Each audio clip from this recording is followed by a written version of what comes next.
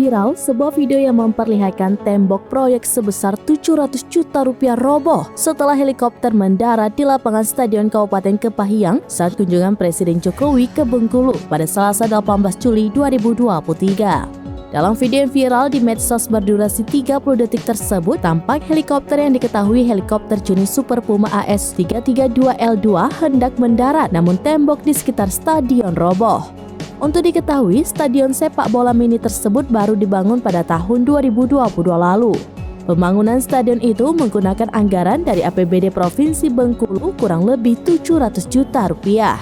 Adapun Presiden Jokowi diketahui berkunjung ke Bengkulu sejak Rabu 19 Juli 2023. Kepala Dinas Pariwisata, Kepemudaan dan Olahraga atau Disparpora Kabupaten Kepahyang Teddy Adeba dikonfirmasi oleh tribunbengkulu.com pada Selasa 18 Juli 2023. Ia ditanya apakah helikopter itu merupakan bagian dari kunjungan Presiden Republik Indonesia Joko Widodo ke Kabupaten Kepahyang. Pasalnya, beberapa tempat di Kabupaten Kepahyang seperti RSUD Kepahyang, Pasar Kepahyang, dan Rumah Dinas Bupati akan menjadi lokasi Presiden berkunjung. Pihaknya juga sudah berkoordinasi dengan pihak dari Dinas Pariwisata Provinsi Bengkulu terkait tembok stadion bola mini yang berada di Kelurahan Padang Lekat, Kecamatan Kepahyang yang roboh tersebut. Teddy juga menjelaskan status stadion sepak bola mini itu belum dihibahkan kepada Pemkab Kepahyang karena saat ini masih dalam pengurusan berkas hibah.